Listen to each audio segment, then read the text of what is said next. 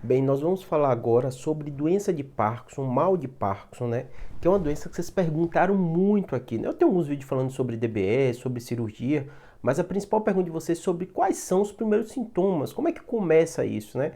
Sem dúvida, é uma das doenças, né, neurodegenerativas que mais frequentes no mundo, são milhões de pessoas acometidas, né? Aqui no Brasil, algumas centenas de milhares de pessoas, né, acometidas com isso, né? Mais de 250 mil pessoas, é a perspectiva de ter aqui no Brasil, que tem doença de Parkinson, né, que estão tratadas. Então é das doenças neurodegenerativas, né, mais frequentes que tem, né? Então o que que acontece, né? E todo mundo fica preocupado porque conhece alguém, tem algum parente e diz assim, será que eu posso ser também? Então eu vou dizer os primeiros sintomas para vocês entenderem, né? O primeiro que eu vou destacar, e é o mais frequente, né, da doença de Parkinson, é o tremor, né? Obviamente que é um tremor que tem algumas características. O tremor, por exemplo, uma doença que tem tremor essencial, que tem também muito vídeo, ela dá tremor, mas é um tremor diferente. O tremor de Parkinson é um tremor de repouso. Então, às vezes, bem no início dos sintomas da doença, o paciente refere isso. Quando ele está parado, ele nota tremer. Aí, geralmente a mão, mas pode ser a perna, pode ser até o queixo, né? Então, são queixas, assim, frequentes em outras doenças também, né? Todo mundo que treme que vai ter doença de Parkinson, inclusive tremor essencial é muito mais frequente que a doença de Parkinson, mas vai ser no comemorativo, né? Dos outros fatores também, né? O outro fator muito comum que o paciente refere é a lentificação. É a lentificação do movimento como um todo. Ele fala que tem alguma dificuldade para fazer as coisas, né? Então ele fica lentificado, até não falar, às vezes ele nota isso também, quando vai fazer algum movimento, quando vai fazer uma caminhada, né? O terceiro fator, e um fator muito comum que o paciente tem queixa, além do tremor, além da lentificação, né, é uma rigidez, o paciente fica mais rígido na hora de fazer os movimentos, inclusive, né, um dos testes que a gente faz no exame neurológico, né, é fazer a movimentação passiva e o paciente nota essa rigidez e a gente nota também no exame, na hora de fazer o exame físico do paciente, o exame neurológico, né? A rigidez é um sintoma bastante comum. A instabilidade postural, quando o paciente de Parkinson vai andar, ele anda diferente, ele percebe isso. Ele fala, é como se eu tivesse mais duro, mais rígido, com peso na perna, tudo é difícil de eu fazer, tenho acesso à estabilidade, eu tenho essa sensação que vai cair, que vou perder o equilíbrio, então essa queixa, né, de instabilidade na hora de caminhar postural é bastante comum.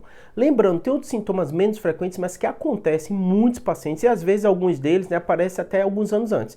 Lembrando, é todo mundo que tem esse sintoma que vai acontecer, né? Os pacientes com Parkinson, eles queixam muito de constipação. Então, o hábito intestinal dele, ele fica alterado. Isso acontece às vezes muitos anos antes de ter o diagnóstico, de aparecer esses outros sintomas, né? Os pacientes referem muito à alteração do olfato. Então eles perdem sensação de cheiro e gosto, mas isso é decorrer às vezes de muitos anos. Lembrando, né, outras doenças estão também isso, né? Mas é uma queixa bastante comum no paciente com doença de Parkinson também que acontece. E às vezes os pacientes reclamam também de um sono, e às vezes nem é o paciente, é o próprio companheiro dele, né? Ou companheira, né?